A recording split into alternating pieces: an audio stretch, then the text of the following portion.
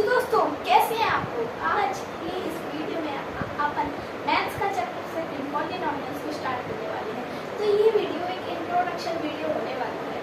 इसमें अपन थोड़े बहुत क्वेश्चन करके देखेंगे, लेकिन इस वीडियो में ज़्यादातर अपन पॉलिनोमियल्स का बेसिक कवर कर लेंगे। ठीक है, तो अपन घरेलू जाते हैं पॉलिनोमियल्स से। आई होप आपको दिख रहा होगा जो मैं पॉलिनोमियल। अब अपन को पहले चैप्टर का मतलब समझना होगा कि chapter what does this chapter even mean. तो अपन को पहला पॉलिनोमियल का मतलब समझना होगा कि पॉलिनोमियल शब्द का मीनिंग है। तो इसका मीनिंग है पॉलिनोमियल एक ऐसी टर्म होती है जिसमें वेरिएबल होते हैं, कांस्टेंट होते हैं और प्लस माइनस का कॉम्बिनेशन होता है। इसे अपन कहते हैं पॉलिनोमियल। क्या कहते हैं अपन इसे? पॉलिनोमियल। ठीक है, अब पॉलिनोमियल का मतलब क्या है? पॉलिनोमियल होता है, पॉलिनोमियल तीन प्रकार की चीजों से मिलकर बना रहता है, वेरिएबल, कांस्टेंट और प्लस माइनस के कॉम्बिनेशन। ठीक है, अपन को पहले ये यहाँ पे मेरे पास एनसीईआरटी है क्लास 9 की, और मैं आपको बता दूं क्लास 9 के चैप्टर में। तो अपन एनसीईआरटी के क्वेश्चंस और एनसीईआरटी से ही पढ़ने वाले हैं पूरा। ठीक है, ठीक है दोस्तों। तो अब अपन ने इंट्रोडक्शन पॉलिनोमियल का मतलब समझ लिया। अब पॉलिनोमियल्स को दो प्रकार से डिवाइड किया जाता है, एकदम टर्म के बेसिस पे और डिग्री के बेसिस पे। अब मैं आपको एक और जरूरी चीज बता देता हूँ कि पॉलिनोमियल्स को यहाँ पे लिख देते हैं। पॉलिनोमियल्स को दो प्रकार से बताया जा सकता है, टर्म के बेसिस पे और एक डिग्री के बेसिस पे। ठीक है, ये दोनों ही बहुत इंपॉर्टेंट है। टर्म के बेसिस पे कैसे? टर्म क्या होती है? पहले अपन को टर्म समझनी होगी। What is term? ठीक है, तो टर्म एक ऐसी चीज होती है जो अगर टर्म नहीं होती ना, मैथ्स का कोई भी इक्वेशन हो ही नहीं पाते। तो 2x + 3y = 4x5², ये है एक टर्म। ठीक है, अब टर्म मतलब इक्वेशन होती है। आप ये भी कह सकते हैं टर्म = इक्वेशन, क्योंकि टर्म से मिलकर ही बनते हैं इक्वेशन। अब टर्म क्या होती है? 2x ये एक टर्म है, 3y ये एक टर्म है और 4x5² ये एक टर्म है। ये जो तीनों है, तीनों नंबर ये है टर्म। क्या है ये? टर्म है। सॉरी, यहाँ पे x नहीं, यहाँ पे y है। ठीक है, तो समझाने के लिए मैंने लिखा था आपको कि x और y टर्म क्या होती है। ठीक है, अब मैं एक डालूंगा अपने पेन में, मैं डाल लिखा है, तो सॉरी गलती से।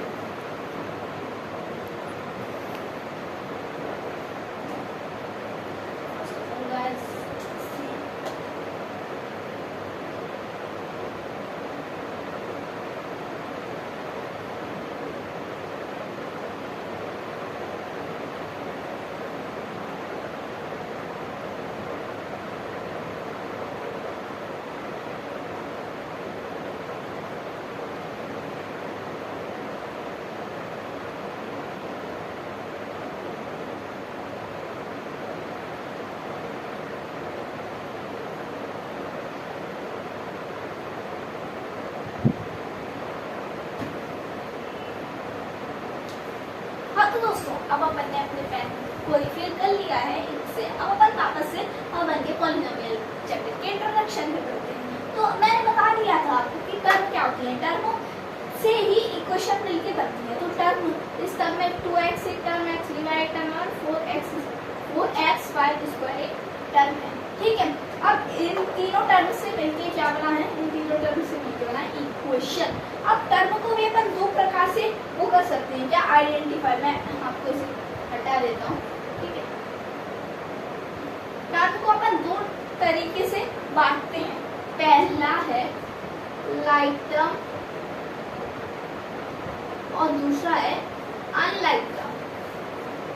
ये समझना जरूरी जरूरी है अपन को कि लाइक टर्म और अनलाइक टर्म क्या होता है।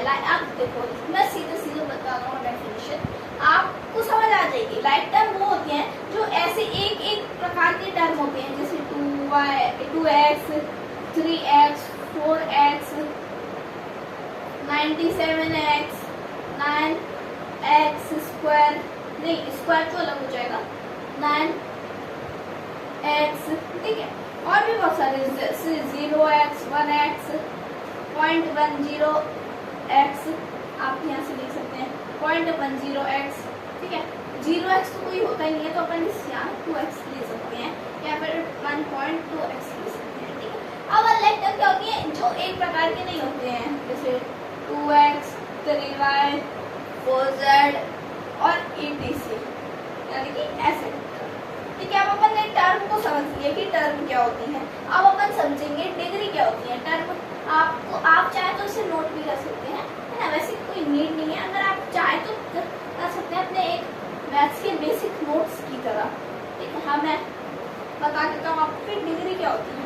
डिग्री ये बहुत इंपॉर्टेंट है ना, ये क्लास 8 में आता है ना, 7th में आता है ना, इसमें आता है, ये सिर्फ आता है तो किस में आता है, क्लास 9th में आता है। डिग्री क्या होती है, डिग्री सीधी सीधी बात है, क्या होती है, हाईएस्ट पावर ऑफ इक्वेशन, खत्म बात।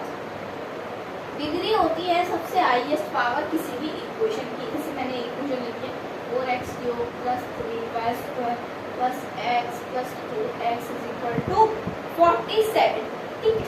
ये इक्वेशन लिख दी है। अरे एक मिनट, थोड़ा सही से लिखूँ इक्वेशन, ठीक है। इक्वेशन हो गई अपनी 4x³ + 3y² + x। तो इसमें सबसे ज्यादा हाईएस्ट पावर कौन सी है, अपनी इस इक्वेशन में सबसे ज्यादा हाईएस्ट पावर है ये 4x³। तो ये जो क्यूब है, इसकी पावर है, ये हो जाएगी अपनी डिग्री, यानी कि 3 हो गई डिग्री अपनी इस इक्वेशन की। ये that's the answer, no worries, कोई दिक्कत नहीं है। अब अपन टर्म के बेसिस पे और डिग्री के बेसिस पे एक और चीज देखेंगे जो बहुत जरूरी है। अगर देखो, अब मैं बताने में चाह रहा हूँ आपको बहुत ही इम्पोर्टेंट चीज। अगर एक ही टर्म है, 2 टर्म है, या फिर 2 टर्म से ज्यादा टर्म है, तो इसे क्या बोलेंगे। तो एक टर्म पहले, जो किसी भी इक्वेशन में अगर एक टर्म होगी तो उसे बोलेंगे अपन मोनोमियल। क्या बोलेंगे, मोनोमियल। अगर 2 टर्म होंगी तो उसे बोलेंगे अपन, क्या बोलेंगे, बाइनोमियल, नॉट डाइनोमियल। डाइनोमियल नहीं बोलेंगे, बाइनोमियल बोलेंगे, ठीक है। पहले मुझे भी लगता था बाइनोमियल बोलेंगे, लेकिन नहीं, ट्राइनोमियल। 3 इक्वेशन, 3 टर्म वाली इक्वेशन को अपन क्या बोलेंगे, ट्राइनोमियल। और अगर 3 से ज्यादा है, 3x + 4y, एक मिनट थोड़ा सा वहाँ पर सही नहीं चल रहा है, 4y + 1x = 0, तो इसे बोलेंगे अपन ना, =0 नहीं, +47। अगर 3 से ज्यादा टर्म होंगे तो इसे बोलेंगे अपन पॉलिनोमियल। क्या बोलेंगे अपन, पॉलिनोमियल। सेम एज थिंग जो अपन ने पहले पढ़ी थी, यानी कि पॉलिनोमियल चैप्टर का है। ये मार्कर सही से क्यों नहीं चल पा रहा, थोड़ा पावर है क्या मार्कर, है ना। तो ये हो गई अपन ने टर्म के बेसिस पे समझ लिया कि मोनोमियल क्या होता है, बाइनोमियल क्या होता है, ट्राइनोमियल क्या होता है और पॉलिनोमियल क्या होता है। अगर आपको हो सके तो आप बता दीजिएगा कि आप कुछ पॉलिनोमियल के कुछ वो दीजिएगा एग्जाम्पल टर्म के बेसिस पे, ठीक है। आप डिग्री के बेसिस पे देखते हैं कि अगर एक ही डिग्री होगी 3x की पावर 1 लिखने की कोई जरूरत नहीं है, क्योंकि 1 मानी जाती है। आप ने लिख दिया 3x² या फिर 3x³, ठीक है।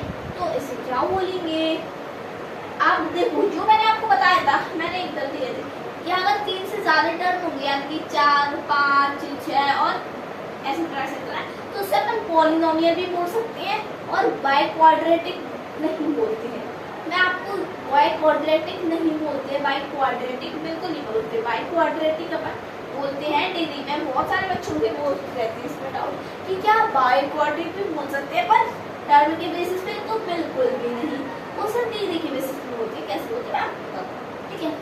अब देखिए, अगर 3x एक है, अगर 3x 4 है या 5 है या 6 है, 4 5 6 है, ठीक है, 3 से तो ज्यादा ही है तो कर ले।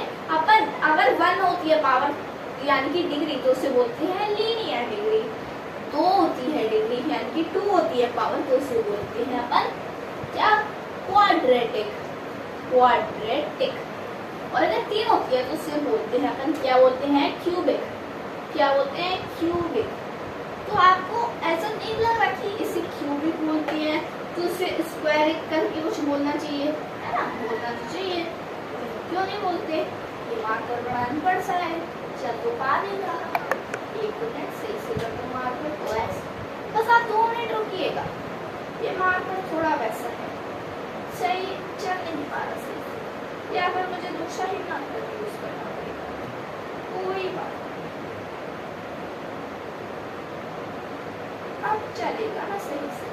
अब थोड़ी गड़बड़ हो गई है दोस्तों, मार्कर से फैल चुकी है दोस्तों। मैं अभी जाता हूँ आपका डैमेज करवाने के लिए दोस्तों, लेकिन मैं क्या करूँ, ये जो मार्कर है ये नोटिंग दे रहा है दोस्तों।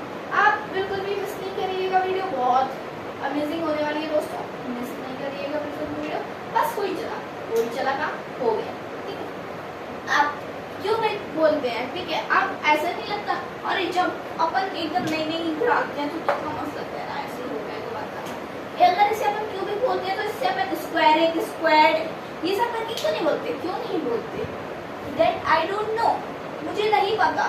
जिसने पॉलिनोमियल बनाया है उससे पूछना।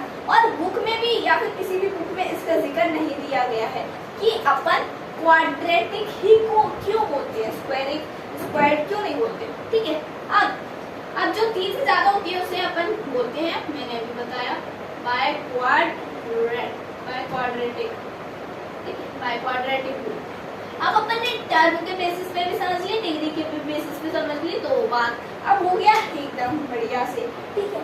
अब अपन को कोई दिक्कत आने नहीं वाली है दोस्तों, ठीक है। अब अपन थोड़े और इंट्रोडक्शन ऊपर चल रहे हैं दोस्तों, ठीक है। अब पॉलिनोमियल की जो बेसिक फॉर्म है, बेसिक फॉर्म मतलब जो हर क्वेश्चन में यूज होता है वो कौन सा है दोस्तों, तो बेसिक फॉर्म है px। क्या है px। आप दोस्तों ये ना समझिए, अब आप दोस्तों ये ना समझिएगा कि सिर्फ x यूज होता है, कुछ भी हो सकता है। x की जगह j भी हो सकता है, m भी हो सकता है, l भी हो सकता है, a भी हो सकता है, कुछ भी हो सकता है। लेकिन ज्यादा x के बारे में दिया है क्योंकि x मैथ्स में, इंग्लिश में x की कोई वैल्यू नहीं है, लेकिन मैथ्स में x की बहुत वैल्यू है, ठीक है। तो x है अपना एकदम किंग है x, और ये सब चेले हैं उसके, ठीक है। तो ये जो p है इसे बोलते हैं पॉलिनोमियल दोस्तों। क्या बोलते हैं इसे, पॉलिनोमियल्स। और ये जो x है इसे बोलते हैं अपन इक्वेशन दोस्तों, जो पॉलिनोमियल की इक्वेशन है दोस्तों, ठीक है, इक्वेशन भी बोलते हैं। और इसे अपन फैक्टर भी बोल सकते हैं दोस्तों, या फिर इसे अपन जीरो भी बोल सकते हैं, सॉल्यूशन भी बोल सकते हैं, जो बोलना है वो बोल लीजिए दोस्तों। लेकिन सबसे ज्यादा जीरो उसका वो आता है अपने बुक में, क्योंकि जीरो ही सब कुछ है, ठीक है, जीरो से ही बना है जो कुछ बना है दोस्तों। मैं आपको इसलिए बता रहा हूँ कि आपकी सारी डाउट खत्म हो जाए, ठीक है। अब अपन ने बहुत सारी चीजें समझ ली दोस्तों। अगर अब मैं आपको एक इक्वेशन दूं px, अब ये जो इक्वेशन है इसे बोलेंगे कैसे दोस्तों, बोलेंगे कैसे, प्रोनाउंसिएट कैसे करेंगे दोस्तों, बिल्कुल आसान है, polynomial in the variable x, polynomial in the variable x, variable x in the polynomial नहीं बोलेंगे, यही बोलना पड़ेगा, polynomial in the variable x। अगर यहाँ पे x की जगह g होता दोस्तों तो बोलती है अपन polynomial in the variable g। अब ये मत पूछिएगा दोस्तों कि वेरिएबल्स क्या होता है, कांस्टेंट क्या होता है, वेरिएबल्स और कांस्टेंट में डीलिंग करता है, वो मेरी गलती है दोस्तों। मैं आपको बता देता हूँ दोस्तों, यहाँ टॉप पे बताती है दोस्तों, वेरिएबल्स होता है x y z a b c d, मतलब जो अपन ने पढ़ा है पहली क्लास में दोस्तों, वही छाप दिया है मैथ्स की क्लास 9 में दोस्तों, ठीक है। मतलब अल्फाबेट्स होते हैं दोस्तों, समझ लीजिएगा। और कांस्टेंट क्या होते हैं, यहाँ लिख देता हूँ। कांस्टेंट होते हैं जो अपनी वैल्यू कभी नहीं बदलते, एकदम सच्चे दोस्त की तरह होते हैं दोस्तों। आजकल सच्चे दोस्त मिलना मुश्किल है। अगर आपको भी सच्चे दोस्त बनाने हैं तो यूट्यूब पे जाके उसका ट्यूटोरियल देखिए, ठीक है। वैसे इसके बाद देखिएगा, सच्चे दोस्त बनाना बिल्कुल आसान नहीं है दोस्तों।